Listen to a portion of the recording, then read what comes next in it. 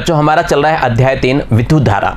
हम विद्युत धारा के बारे में पढ़ रहे हैं। इससे जस्ट पहले वाले वीडियो में हमने विद्युत धारा के बारे में देखा था कि किस तरह इलेक्ट्रॉन का प्रवाह हो रहा था और इलेक्ट्रॉन क्या हो रहे थे, विद्युत धारा की दिशा के विपरीत में प्रवाह करते हैं।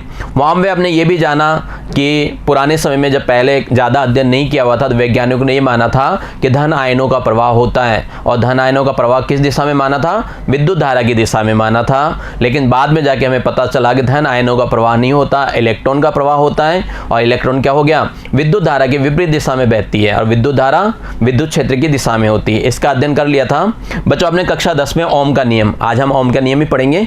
पढ़ रखा आपने कक्षा 10 में ओम का नियम। आपने देखा था किसी चालक तार को जब हमने क्या किया था, विभवांतर दिया था, धारा बही थी, तो V और I में क्या संबंध था, V और I क्या थे, समानुपाती थे ना। ऐसा कुछ हमने पढ़ रखा था। जब हमने विभव दिया, विभव कैसे दिया था, किसी बैटरी को लगा के, कोई चालक तार है उसमें जब हमने बैटरी लगाया, मान लिया चालक तार है, तार क्या होता है, शुरू में ठंडा होता है, जैसे विभव देते हैं थोड़ी बहुत क्या होती है, हीट भी आती है, ऊर्जा आती है, उसमें ऊष्मा ऊर्जा भी उत्पन्न होता है। तो इलेक्ट्रॉन क्या होते हैं, एक दिशा में बहने लगते हैं, इससे धारा उत्पन्न होती है। तो धारा और इस विभव में एक संबंध होता है जिसके बारे में ओम ने बताया था। तो उम्मीद करता हूँ आप कॉपी और पेन लेके बैठे हुए हैं। तो आप कॉपी में हेडिंग डालिए ओम का नियम। हालांकि नियम वही है जो आप पढ़ के आए हो पहले, V समानुपाती I, लेकिन हम आ गए आज कक्षा 12 में, और कक्षा 12 के हिसाब से इस नियम को थोड़ा सा डिटेल में लिखेंगे। हमें क्या करना, थोड़ा सा डिटेल में लिखना है। तो लिखिए आप ओम के नियम की परिभाषा कि सन 1826 में जर्मन वैज्ञानिक डॉक्टर जॉर्ज साइमन ओम, जो ओम कहा जाता है, ये जर्मन के वैज्ञानिक थे। इन्होंने सन 1826 में बताया था ओम के नियम को। इनका पूरा नाम क्या है, डॉक्टर जॉर्ज साइमन ओम है। ठीक है। इन्होंने क्या बताया कि यदि किसी चालक की भौतिक अवस्था, चालक की भौतिक अवस्थाएं क्या होती हैं, जिसको छू सकते हो, जो दिख रही है आपको, कैसी कैसी, ताप, लंबाई, क्षेत्रफल इत्यादि, इनको क्या किया जाए, अपरिवर्तित रखी जाए। भौतिक अवस्था को नहीं छेड़ा जाए, यानी कम ज़्यादा नहीं किया जाए, अपरिवर्तित रखा जाए। तब उनके सिरों पे लगाए गए विभवांतर, उसमें प्रवाहित होने वाली धारा की क्या होती है, समानुपाती होती है ना। धारा की क्या होती है, समानुपाती होती है। समानुपाती का मतलब अनुपात क्या होता है, उनका नियत होता है। V और I का अनुपात क्या होता है, नियत होता है। इसे हम क्या कहते हैं, ओम का नियम कहते हैं। इसे हम क्या कहते हैं, ओम का नियम कहते हैं। यदि आपका विभवांतर V है, धारा I है, तो ओम के नियम से क्या होगा, V समानुपाती I होगा। चीज़ वही बोली है मैंने, V समानुपाती I, यही चीज़ कक्षा 10 में था। लेकिन उससे थोड़ा हमने क्या किया, कक्षा 10 में हम सिर्फ ये कहते थे कि विभव धारा के समानुपाती होती है, लेकिन यहाँ पे हमने क्या किया, अन्य शर्तों को लगाया। क्या क्या शर्त लगाई कि भौतिक अवस्था अपरिवर्तित रहनी चाहिए, ताप, लंबाई, क्षेत्रफल, ये सारे क्या होने चाहिए, नियत रहने चाहिए। अपरिवर्तित का मतलब नियत रहने चाहिए। उस समय क्या होता है, V I के समानुपाती होता है। और जब हम समानुपाती का निशान हटाते हैं तो क्या करते हैं, नियतांक लेते हैं। तो V बराबर क्या हो गया, R I। ये जो R होता है, जो आपने नियतांक लिया है, उसको हम क्या कहते हैं, चालक का प्रतिरोध कहते हैं। ये जो आपने नियतांक लिया है, आनुपातिक नियतांक है, ये क्या कहलाता है, चालक का प्रतिरोध कहलाता है। तो कहने का मतलब ये R आ गया आपके पास, V अपॉन I। यही परिभाषा में मैंने बोला था विभव और धारा का अनुपात क्या होता है, स्थिर होता है। और किसके बराबर होता है, किसके बराबर होता है, तो चालक के प्रतिरोध के बराबर होता है। अगर हमसे पूछ लिया जाए चालक का प्रतिरोध क्या होता है, तो हम ये कह देंगे विभव और धारा के अनुपात को हम क्या कहते हैं, चालक का प्रतिरोध कहते हैं। जबकि भौतिक अवस्थाएं, ताप, लंबाई और क्षेत्रफल क्या हो, नियत रहें। ठीक है। तो अपने पास ये एक तरह से क्या हो गया, प्रतिरोध का भी एक फॉर्मूला आ गया, नियम आ गया। ठीक है। एक बात ध्यान रखना बच्चों के, ओम का नियम हमेशा सत्य नहीं होता है। हालांकि इसके बारे में और डिटेल में पढ़ेंगे अगले वीडियोज वगैरह में। ओम का नियम क्या है, सार्वत्रिक सत्य नहीं है। केवल क्या होता है, ये धातु चालकों के लिए सत्य और के लिए नहीं है। अनओमीय नियम भी पढ़ेंगे, वहाँ पे आपको और बताएंगे। ठीक है। हम चर्चा करें कि यहाँ पे जो आपने R निकाला है, जिसे आप प्रतिरोध कहते हैं, इसका मात्रक क्या होता है। तो सीधी सी बात है, आप R बराबर बोल रहे हो V अपॉन I। V का क्या होता है, वोल्ट होता है, इसका क्या होता है, वोल्ट होता है ना। और I का क्या होता है, एम्पियर होता है। तो इसका मात्रक क्या हो जाएगा, इसका मात्रक हो जाएगा वोल्ट बटा एम्पियर, जिसका एक अलग नाम दिया जाता है ओम। इनके सम्मान में ही नाम दिया गया, ओम ने बताया सबसे पहले। तो इसको क्या करते हैं हम, ओम ही पढ़ते हैं। वोल्ट बटा एम्पियर यानी प्रतिरोध का जो भी मात्रक होता है उसको क्या पढ़ा जाता है, ओम, है ना। और ओम को दर्शाने का ये तरीका है, ये इसका क्या है, सिंबल है। ठीक है, जैसे 10 ओम, अगर 10 ओम लिखना है तो मैं ये लिखूंगा 10 ओम, ये वाला सिंबल लगा दूंगा। इसका मतलब क्या हो गया, इसका मतलब ये लिखा हुआ है 10 ओम, ये मतलब हो गया कि ये 10 ओम है। समझ गए बात को, क्लियर है, सिंपल सी, ज़्यादा अपन ने कुछ नहीं किया। अपने को क्या करना है, आर बराबर वी अपॉन आई होता है, आर का मात्रक निकाल दीजिए, है ना, ओम होता है। और क्या कर सकते हैं अपन, इसको सूत्र बना सकते हैं। प्रतिरोध, अगर आपसे पूछा जाए कि प्रतिरोध की परिभाषा बताइए, तो विभव और धारा के अनुपात को क्या कहते हैं, प्रतिरोध कहते हैं। ठीक है, अपन निकालना चाहिए प्रतिरोध की विमा क्या होती है, तो V की विमा निकालिए और I की विमा निकालिए, भाग दे दीजिए। तो विमा निकालोगे, पहले निकाला हुआ अपने अध्याय 1 में, तो ये निकलेगा आपका ml2 t की घात -3 और a की घात कितना, -2। ठीक है, पहले निकाल रखा अपन ने, तो ज़्यादा इसमें दिमाग नहीं लगाएंगे। अब देखिए, अगर आपसे पूछा जाए कि प्रतिरोध है क्या, प्रतिरोध है क्या, प्रतिरोध के बारे में अगर डिटेल देना चाहते हैं और आपसे पूछे प्रतिरोध किसे कहते हैं, तो आप कहेंगे विद्युत प्रतिरोध किसी पदार्थ का वह गुण है जिसके कारण पदार्थ अपने भीतर होने वाली धारा प्रवाह का क्या करता है, विरोध करता है। प्रतिरोध, विरोध, है ना, अपने जो धारा बहती है उसका क्या करता है, विरोध करता है। यानी धारा मान लो खुले मन से बह नहीं पाएगी, उसका विरोध कौन करेगा, प्रतिरोध करेगा। तो कुल मिला के ये कह सकते हैं कि धारा के प्रवाह में व्यवधान या रुकावट उत्पन्न करने वाला कौन है, प्रतिरोध है। वो कौन है, प्रतिरोध है। तो सीधी सी बात है, जितना ज़्यादा प्रतिरोध होगा धारा में क्या होगी, उतनी ही रुकावट आएगी। ठीक है, अब देखो आपने देखा कि V क्या है, I के क्या था, समानुपाती था, और इसको जब अपन ने हटाया तो हटा के क्या लिखा अपन ने, V बराबर IR। यहाँ ध्यान देना, आपको यही लिखना है V समानुपाती I, है ना, इससे आएगा आपका V बराबर IR, है ना। कई बच्चे क्या करते हैं, यूँ लिख के आ जाते हैं I समानुपाती V, ये लिखने का तरीका गलत है, क्योंकि इससे अगर ये लाते हो तो गलत है ना आपका भाई, ये तो गलत है ना, ये मत लिखना। V बराबर IR लेना है, और यहाँ से जब R लेते हैं तो R क्या होता है, V अपॉन I, और इसका ग्राफ बनाओगे, V और I में ग्राफ बनाओगे तो क्या होगा, मूल बिंदु से गुजरती हुई एक सीधी रेखा आएगी। ठीक है, यहाँ पे जो थीटा होगा वो किसके बराबर होगा, tan थीटा, ये क्या है, प्रवणता है, और किसके बराबर है, R के बराबर आएगा, V अपॉन I के बराबर होगा। किसके होगा, V अपॉन I के बराबर, यानी R के। तो कुल मिला के ये कह सकता हूँ V और I में खींची गई जो ग्राफ है, वो जो रेखा है, एक सरल रेखा प्राप्त होती है जिसकी प्रवणता जानते हैं m बराबर tan थीटा होता है। ये m बराबर tan थीटा होता है, m का मतलब होता है प्रवणता बोल लें, या फिर सिंपल भाषा में कहना चाहूँ कि जो चीज़ अपने समझ में आ जाए, तो वो सिंपल भाषा ये है, ढाल। ये क्या है, ढाल। तो ढाल किसके बराबर होता है, प्रतिरोध के बराबर होता है। समझ गए। अभी देखिए, आपने कहा था कि R बराबर क्या था, अभी हमने ये कहा कि R बराबर क्या था, V अपॉन I था, जिसको हम किस में पढ़ते थे, ओम में पढ़ते थे, ओम में पढ़ते थे। यदि मैं V का मान 1 कर दूं और I का मान भी क्या करूं, 1 कर दूं, तो 1/1 कितना हो गया, R बराबर 1 आ गया। मैं दोनों के मान क्या कर दूं, 1 कर दूं, ये देखिए 1 और 1, तो R क्या बोलेंगे आप, 1 ओम कहेंगे। R क्या कहेंगे, 1 ओम कहेंगे। ये जो मैंने किया ना, V का मान मैंने 1 रखा, I का मान मैंने 1 रखा, ये जो रखा, इसकी सहायता से आप 1 ओम की परिभाषा बना सकते हो।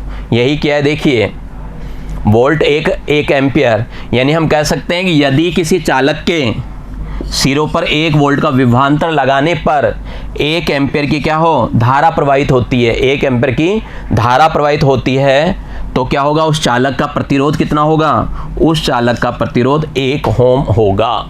उस चालक का प्रतिरोध कितना होगा, 1 ओम होगा। ये 1 ओम की परिभाषा आ गई।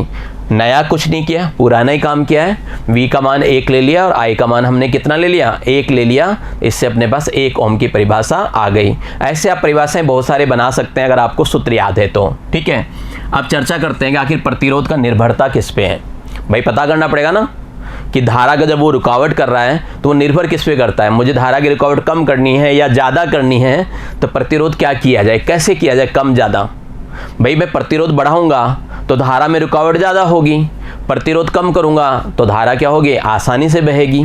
ये होगी धारा क्या होगी, आसानी से बहेगी। तो सबसे पहले अपन चर्चा करते हैं कि लंबाई पे ये किस प्रकार निर्भर करता है, प्रतिरोध की चालक की लंबाई पे निर्भरता।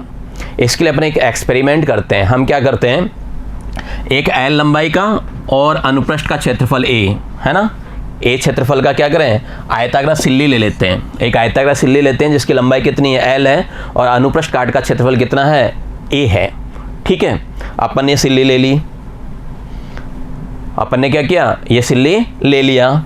अब सिल्ली ले लिया तो उसमें मान लिया हमने क्या किया, धारा प्रवाहित कर दी। धारा कितनी हो गई, आई हो गई, और उनके मध्य जो विभवांतर वो कितना है, वी है। एक सिल्ली है अपने पास इस तरह की, इसमें क्या हुआ, एल लंबाई है, इसका क्षेत्रफल कितना है, ए है, इसके सिरों पे विभवांतर कितना है, तो अगर आप कहेंगे सिरों पे जो विभवांतर अपन कितना ले रहे हैं, वी ले रहे हैं, और धारा कितनी बह रही है, आई बह रही है। ऐसी मैंने एक सिल्ली और ले ली, ऐसी का मतलब वही क्षेत्रफल ए और लंबाई कितनी, एल। ठीक है, यहाँ लिखा हुआ भी है अपने पास, ये लिख भी सकते हैं कि माना चित्रानुसार ऐसी दो सर्वसम सिल्लियाँ मिलाकर रखी गई है। जब सिल्लियों को मिला के आपने रखा तो आप देखिए सिल्लियों की लंबाई कितनी हो जाएगी, बताइए। अपन देखेंगे कि सिल्लियों की लंबाई कितनी हो गई, तो आप देखोगे पहले तो एल थी, है ना, और फिर एल थी, तो कितनी हो जाएगी, 2L हो जाएगी। ये लंबाई कितनी हो जाएगी अपने पास, 2L हो जाएगी। विभव की बात करूं, पहले वाले सिल्ली में V विभव था, दूसरे वाले में V था। V और V जोड़ेंगे कितना हो जाएगा, V और V जोड़ेंगे कितना होगा, 2V हो जाएगा। अपने पास कितना हो जाएगा, 2V हो जाएगा। तो कुल मिला के मैं कहना चाहूँ तो देखिए आप ये कह सकते हैं कि L लंबाई तो ये है, इस सिल्ली की लंबाई कितनी है, L है, इस सिल्ली की लंबाई भी कितनी, L है, तो टोटल लंबाई कितनी हो गई, 2L हो गई, है ना। इसमें विभव कितना है, इसके सिरों पे V है, इसमें भी विभव कितना है, V है। अगर मैं कुल जोड़ना चाहूँ तो टोटल विभव कितना हो गया, 2V हो गया। पहले क्या था, पहले इसकी लंबाई कितनी थी, L थी, विभव कितना था, V, और धारा कितनी बह रही थी, I बह रही थी। ये कहानी है, क्लियर। तो पहले वाले की बात करूं तो पहले वाले में R जो था मेरे पास वो क्या था, V/I था। पहले वाले में R क्या था, V/I था। दूसरे वाले की बात करें तो दूसरे वाले की बात करोगे तो R क्या होगा दूसरे वाले में, अपन थोड़ा सा इसको समझने के लिए C लगा देता हूँ, RC कंबाइंड, है ना। कितना हो जाएगा, अब आपके पास हो जाएगा 2V/I। समझ गए क्यों, क्योंकि विभव आपका कितना हो चुका है, विभव आपका 2V हो चुका है, तो 2V/I हो गया। तो आप देखिए यूँ लिख सकते हैं क्या, 2V/I लिख सकते हैं। तो कुल मिला के देखो आप क्या देख रहे हो, अब जो प्रतिरोध है पहले वाले का क्या हो गया, दुगना हो गया। अब जो प्रतिरोध है पहले वाले का क्या हो गया, दुगना हो गया। तो दुगना हो गया तो इसका मतलब क्या हो गया, क्या हुआ, लंबाई बढ़ाई थे ना मैंने, तो पहले लंबाई इतनी थी, इसकी तुलना में वो हो गया तो डबल हो गया। जैसे ही मैंने लंबाई को डबल किया प्रतिरोध भी क्या हो गया, डबल हो गया। 3 गुना करता तो 3 गुना हो जाता। तो कुल मिला के मैं कह सकता हूँ कि अगर मैं लंबाई को बढ़ाता हूँ तो प्रतिरोध भी क्या होगा, बढ़ेगा, और अगर मैं लंबाई को घटाता हूँ तो प्रतिरोध भी क्या होगा, घटेगा। कह सकते हो चीज़, अगर चालक तार की लंबाई बढ़ा दी जाए तो प्रतिरोध बढ़ेगा, और लंबाई घटा दी जाए तो प्रतिरोध क्या होगा, घटेगा। तो अपन ये कह सकते हैं कि प्रतिरोध जो होता है वो लंबाई के क्या होता है, समानुपाती होता है। प्रतिरोध क्या है, लंबाई के क्या है, समानुपाती है। इसको दीजिए आप समीकरण नंबर 1। बात आ गई होगी समझ में। अब करते हैं क्षेत्रफल पे, है ना। क्षेत्रफल पे यहाँ इस चित्र को देखिए पहले। क्षेत्रफल पे जाने से पहले इसको आप इस तरह भी याद कर सकते हैं कि अपने पास ट्रैफिक है और ट्रैफिक बहुत सारी लंबी लग रही है। अगर ट्रैफिक आपके पास क्या है, काफ़ी लंबा लगा हुआ है, तो आपको निकलने में क्या होगी, परेशानी होगी। जितना लंबा ट्रैफिक होगा उतना ही परेशानी होगा, उतना ही प्रतिरोध बढ़ेगा। इस ट्रैफिक से भी याद कर सकते हैं कि लंबाई जितनी ज़्यादा होगी प्रतिरोध क्या होगा, उतना ज़्यादा बढ़ेगा। प्रतिरोध क्या होगा, उतना ज़्यादा बढ़ेगा। चलिए बात करते हैं प्रतिरोध का चालक के अनुप्रस्थ काट क्षेत्रफल पर क्या निर्भरता है। यानी जो क्षेत्रफल है भाई, सिल्ली की क्षेत्रफल को बढ़ा दिया जाए, घटा दिया जाए, तब क्या होगा। इसके लिए अपन क्या करें, उसके वही पहले जैसे हमने क्या की, एक सिल्ली ले ली, एल लंबाई क्या है, जिसका क्षेत्रफल कितना है, ए है ना। लिख लेंगे कि इसका अध्ययन करने के लिए अब सिल्ली की लंबाई में 2 समान भागों में विभाजित करके 2 सर्वसम सिल्ली की कल्पना करते हैं। मतलब ये जो अपने पास सिल्ली है ना, एल लंबाई का, उसको क्या करें, लंबाई में काट दीजिए। तो इससे क्या होगा, 2 समान सिल्लियाँ आएगी, लंबाई एल हो जाएगी। पहले क्षेत्रफल ए था, पहले क्षेत्रफल कितना था, ए था, अब कितना हो जाएगा, a/2 और a/2, भाई ये लंबाई तो पूरी कितनी हो गई, l हो गई, इसका क्षेत्रफल a/2 और a/2 होगा। अब क्या होगा, धारा जो है पूरे में I बढ़ती थी, अब I/2 और I/2 धारा बहेगी, विभव तो वही रहेगा, धारा क्या होगी, I/2 रहेगी, यानी प्रत्येक सिल्ली की लंबाई l और अनुप्रस्थ काट का क्षेत्रफल कितना है, a/2 है। अतः प्रत्येक सिल्ली में क्या होगा, विभवांतर तो v होगा, लेकिन धारा क्या होगी, I/2 होगी। यानी शुरू में जो आपने r निकाला, शुरू में आपका r था v/i, शुरू में r क्या था अपने पास, v/i।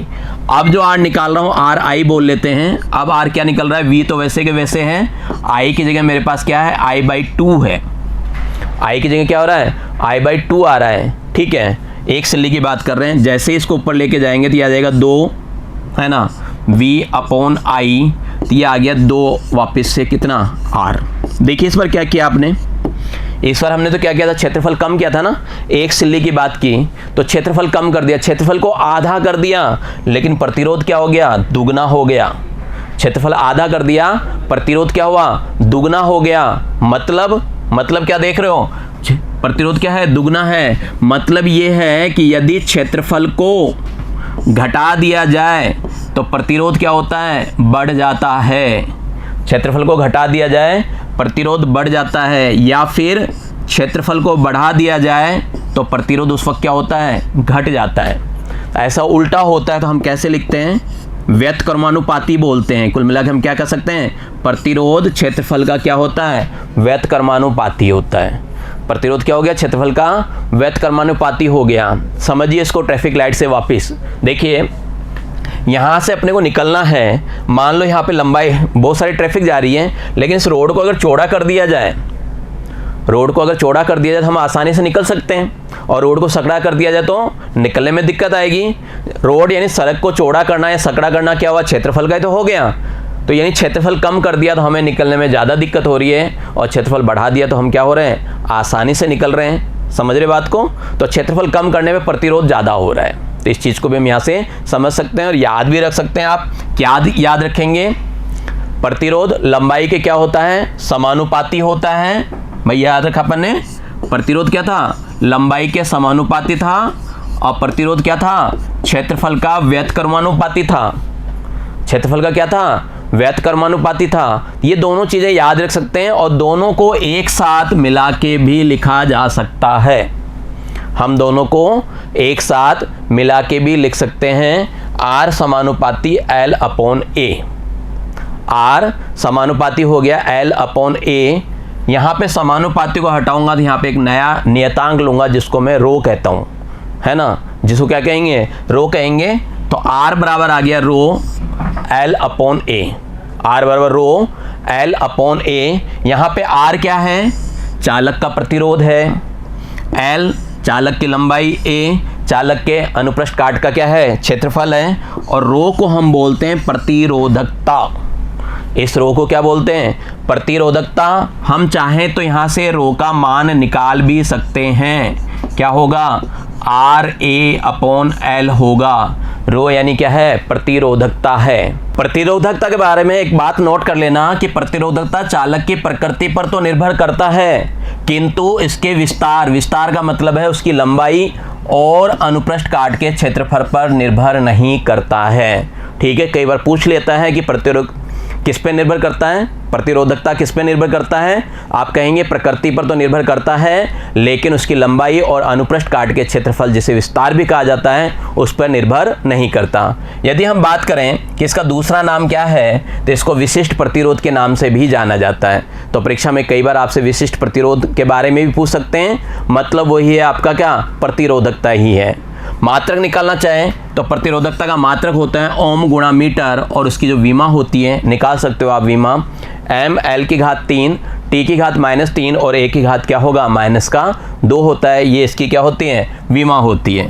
अभी थोड़ी देर पहले हमने निकाला था ये मान, रो बराबर क्या निकला था, RA/L निकला था। अब मैं क्या करता हूँ, यहाँ पे a का मान 1 रख देता हूँ, L का मान 1 रख देता हूँ। मैंने क्या किया, a का मान 1 और L का मान क्या किया, 1 ले लिया। इससे मुझे क्या मिला, इससे मुझे रो और R दोनों क्या मिले, बराबर मिले।